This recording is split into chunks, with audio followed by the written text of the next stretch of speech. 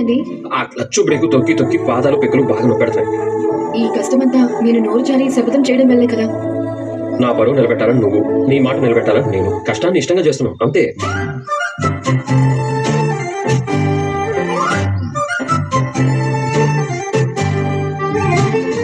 ఏంటిది? వేణీళ్ళు. కొంప తీసి కాళ్ళు అందులో పెట్టమంటావా ఏంటి? మీ పెళ్ళ అంత తెలివి తక్కువది కాదని మీకు తెలుసు. కాపడం పెడతాను. ఖాళీలు ఇవ్వండి. ఇప్పుడు ఇదంతా ఎందుకు మీనా? నొప్పి తగ్గిపోతుంది.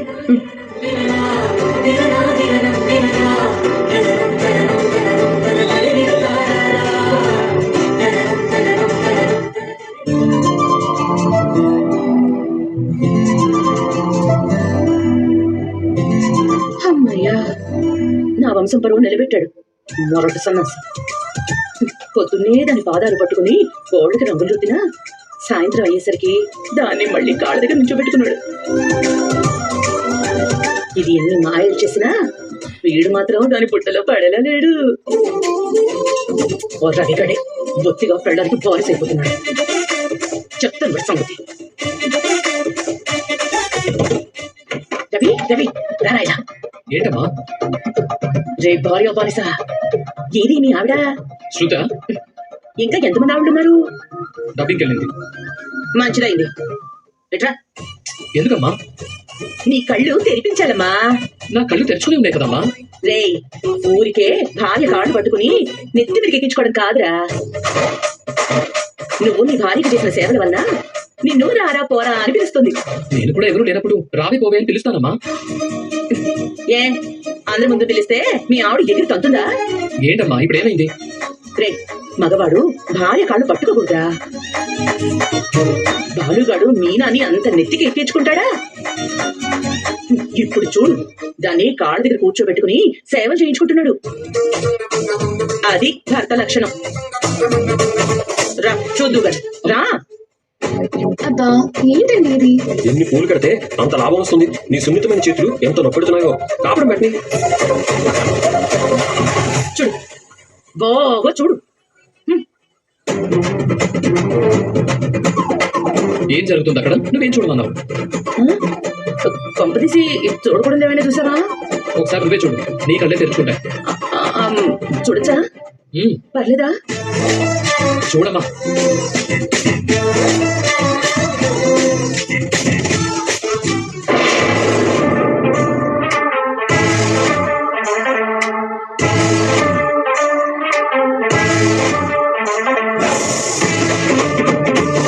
అయ్యో,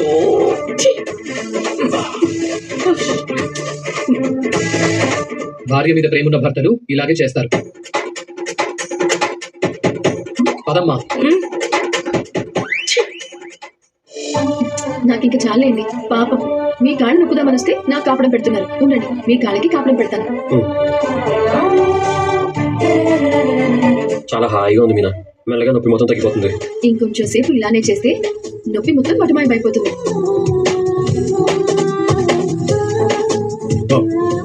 ఏమైంది నా కాళ్ళకి? ఏం లేదన్నా, డ్రైవింగ్ ఎక్కువైపోయింది. కాళ్ళు నొప్పెడుతుంటే మీనాతో కాపడం పెట్టించుకుంటున్నాను. అందుకే వారంలో ఒక్కరోజైనా విశ్రాంతి తీసుకోవాలి అంటారు. ఆదివారం వెళ్ళకపోతే ఏమవుతుంది? మనకు ఆది సోమ లాంటివి ఏముండవునన్నా. కష్టపడి పని చేస్తేనే కదా ఇల్లు గడిచేది. కష్టపడడంలో తప్పు లేదు, కానీ కష్టాలు కొని తెచ్చుకోకూడదు. అందుకే మావయ్య ఈ రోజు ఎక్కడికి వెళ్ళడానికి వీలేదని చెప్పేశాను. మంచి పని చేసావమ్మా. వీలైతే కాళ్ళని కట్టే, ఇంట్లోంచి కదలకుండా ఉంటాడు. నా సంగతి సరే, ఆ డబ్బా నాన్న బొమ్మ తెచ్చాను.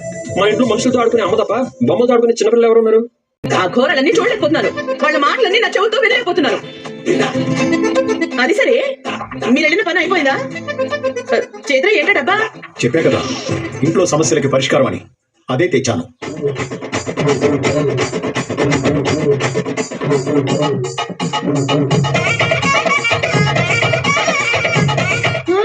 కోతులు తెచ్చారేంటండి? ఈ 3 కోతులు చాలా ఇళ్లలో సమస్యలు లేకుండా చేశాయి. ఎలా చేస్తాయి? ఎదురుగా పెట్టుకొని రోజు ఉదయాన్నే చూస్తూ ఉండు. పూలు చల్లి పూజ చెయ్యక్కర్లేదా?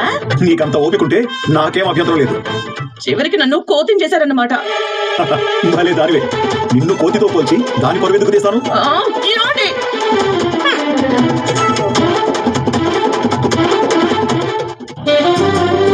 బయటకు వెళ్తున్నారా? ఎక్కడికి వెళ్ళాలి? ట్రిప్కి వెళ్ళరా? ఇప్పటిదాకా ఏ ట్రిప్ రాలేదు. అయితే ఉంటారా? ఉందాం. రెస్ట్ తీసుకోండి భర్త గారు. తమరేం చేస్తారు భార్య గారు? నేను బయటికి వెళ్తాను భర్త గారు. ఇది అన్యాయం కదా పళ్ళం గారు. మీకు చేపల పులుసు అంటే ఇష్టం కదా మొగుడు గారు. అయితే వెళ్ళి చేపలు తెస్తారా ఆర్య గారు? అవును ప్రాణనాథ. నేను తెస్తాను కదా ప్రాణేశ్వరి. మీకు కాళ్ళ నొప్పులు కదా హస్బెండ్. నీకు చేతులు నొప్పి కదా వైఫ్. ఏమి కాదు మిళ్ళకంప గారు. ఇదంతా నా మీద ప్రేమ పూలకంప గారు. మరి చేపల మీద ప్రేమ బాలు గారు. నేను కార్లో తీసుకెళ్ళిన చేపగల మీన గారు. మీరు పడుకోండి సార్ గారు. అలాగే మేడం గారు.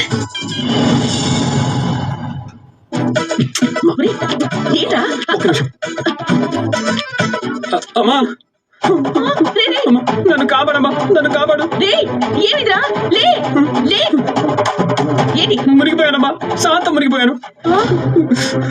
ఏడుస్తున్నావేంట్రా? ఏం జరిగిందో చెప్పాడు. ఏం చెప్పనమ్మా, చెప్తే తిడతావు. చెప్పకుండా టెన్షన్ పెట్టినా తిడతాను. నన్ను కబర్ పెట్టుకురా, చెప్పు. అసలు ఏం జరిగిందంటే ప్రతిదీ అఫీషియల్ గా చూపిస్తే ట్యాక్స్ ఎక్కువ కట్టాలి. కాబట్టి మాకు బిల్ వేయకుండా ఇవ్వండి. ఇది ఫేక్ నోట్. మేము వాళ్ళ కోసమే గాలిస్తున్నాం. వాళ్ళు నీలాగే చాలా మంది ఇలాగే మోసం చేస్తున్నారు.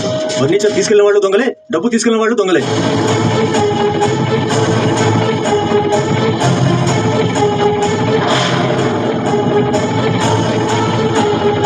అమ్మా అమ్మా అమ్మా. ఏంటో నువ్వు అనేది? అవునమ్మా. డబ్బులన్నీ పోయా? అంత మోసపోయావా? అయ్యో మళ్ళీ ఇలాగే లక్షలకి లక్షలు పోగొట్టేసావా? నిన్ను నేను చెప్పేది జరుగుతుందని నేను కళ్ళు కూడా అనుకోలేదమ్మా. చదువుకున్నావు కదా, అన్ని డిగ్రీలు తెచ్చుకున్నావు కదా, ఎందుకురా మా డిగ్రీలన్నీ చదువుకోవాలి. మరి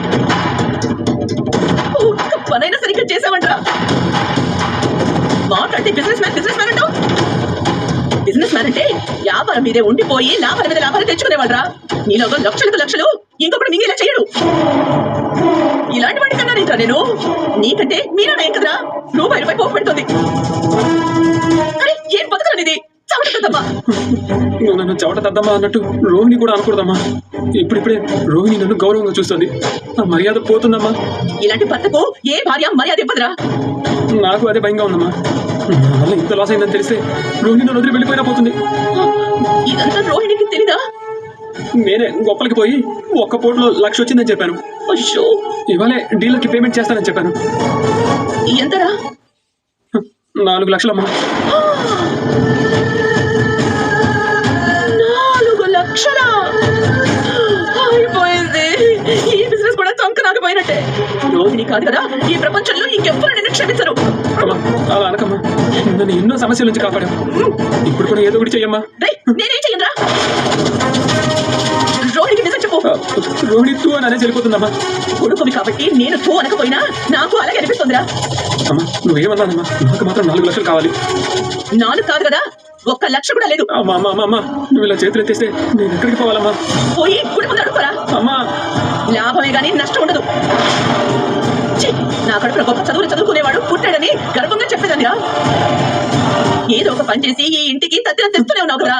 అమ్మా అమ్మా ప్లీజ్ అమ్మా ఏదో ఒకటి చెయ్యమ్మా. అమ్మా నా కాళ్ళు పట్టుకుని ఏం లాభం రా? నువ్వు అడిగినప్పుడల్లా డబ్బు ఇవ్వడమే నేను చేసిన తప్పు. నిన్ను దత్తమని తయారు చేశాను. లే పైకి లే. నువ్వు సాయం చేయకపోతే నేనేమైపోతానమ్మా? సాయం అంటే మాట సాయవా? మూట సాయం అడుగుతున్నావు నువ్వు. నాకు ఏం చెయ్యాలో తోచడం లేదు. నువ్వు ఆలోచించడానికి కూడా సమయం ఇవ్వడం లేదా? అమ్మా నువ్వు తలుచుకుంటే చేయగలవమ్మా. ఓ దారుంది. ఏంట దారి? ఇంటి పత్రాలు ఇవ్వమ్మా. ఏంటి? ఒకసారి నీ భార్య వల్ల ఏం జరిగిందో మర్చిపోయావా? ఇల్లు కోటుగా మారుస్తాడు బాలుగాడు. ఎవరికి తెలియకుండా పెట్టి తీసుకొస్తానమ్మా. ఇంటి గురించి మర్చిపో. తాకట్టు పెడితే ఎప్పటికీ విడిపించవు. నీకు అది కలిసే రాదురా. పోనీ నగలు ఉన్నాయి కదా? ఎక్కడున్నాయి? ఎన్ని హారాలున్నాయి? ఎన్ని నెక్లెస్లున్నాయి? అమ్మా అంత నెక్లెస్ గా మాట్లాడకమ్మా. అట్లీస్ట్ నగలైనా ఇవ్వమ్మా. నా దగ్గర మీనా నగలు మాత్రమే ఉన్నాయి. పోనీ అవే ఇవ్వమ్మా. బాలుగాడు నిన్ను నన్ను బజార్లో నిలబెట్టి భలే మంచి చౌకబేరం అంటూ అమ్మేస్తాడరా. లేదమ్మా మీనా తనంతట తను నగలేమని అడగదు. బాలుగాడు కొనిస్తేనే వేసుకుంటానని శపథం చేసిందిగా. అయినా ఈలోపు మళ్ళీ అలాగే తెచ్చిస్తానమ్మా. నీ వల్ల నా ఇంట్లో నేను దొంగ కావాలా? అది దొంగతనం కాదమ్మా, నీ మంచితనం. నీ పొందతనం. ఆ మీనా పౌరుషానికి పోయి నగలన్నీ ఒలిచిచ్చింది. మన సిగ్గు ఇగ్గు లేకుండా నా నగలు ఎలా తీసుకుంటారా? ఈ పరిస్థితుల్లో నా చదువు, నా డిగ్రీలు, నా సిగ్గు ఎగ్గు కన్నా పరువే ముఖ్యమమ్మా. ఈసారి నీ వల్ల ఏదైనా సమస్య వస్తే మాత్రం ఎవరు ఎలాంటి శిక్ష వేసినా నేను మాత్రం అడ్డురాను.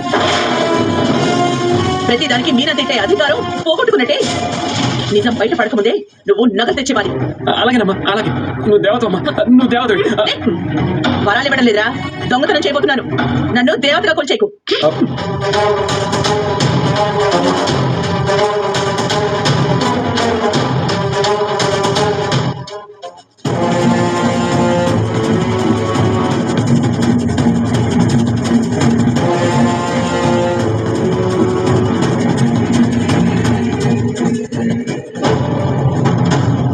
ఈ మనోజ్గాడిని ఏ ముహూర్తంలో కన్నాను కానీ వాడిని కాపాడుకోవడానికి నేను దొంగతనం చేయాల్సి వస్తుంది. వీడెప్పుడు సంపాదిస్తాడో, నన్నెప్పుడు మహారాణిలా చూసుకుంటాడో, కళ్ళతోనే కాలం గడిచిపోతుంది. ఏమోలే, నన్నెవరూ చూడకుండా ఉంటే అంతే చాలు.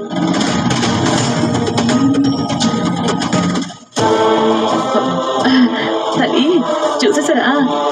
కొడుకు కోసం ఈ తల్లి చేసే ఈ చిన్న దాసోహాన్ని చూసి చూడనట్టు వదిలే.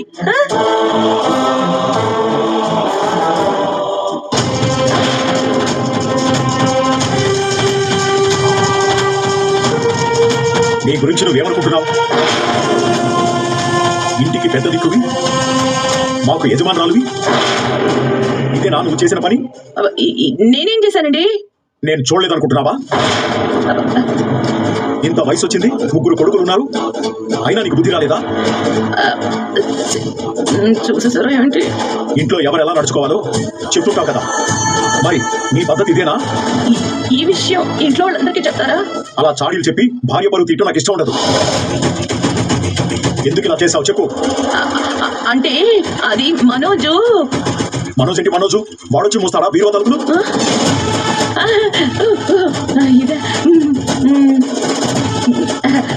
క్షమించండి, ఏదో తొందరలో మర్చిపోయాను. ఇప్పుడే లాక్ చేసేస్తాను.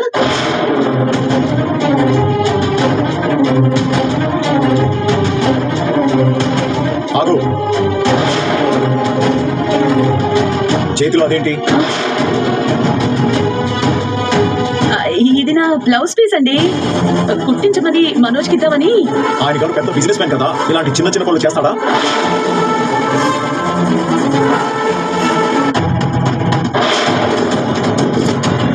కళ్ళకి పెట్టుకుని వస్తున్నావు? నీళ్ళ నెత్తి మీద పెట్టుకుని అయితే కాదు. నువ్వేంటి ఇక్కడ చూస్తున్నావు? జాగ్రత్త. నాకు కొంచెం డబ్బులు కావాలి సార్. ఎంత? 4 లక్షలు. కనీసం 80 గ్రాముల గోల్డ్ ఉండాలి. ఏమిటయ్యా ఇది? చేప ముక్కలున్న కవరు మీ అన్నయ్య తీసుకువెళ్ళాడంట. ఆయన ఇదంతా ఈ పోలిక వల్లే జరిగింది. ఇవ్వమంటే ఏదో ఇవ్వు. నేను ఫోన్ చేస్తాను.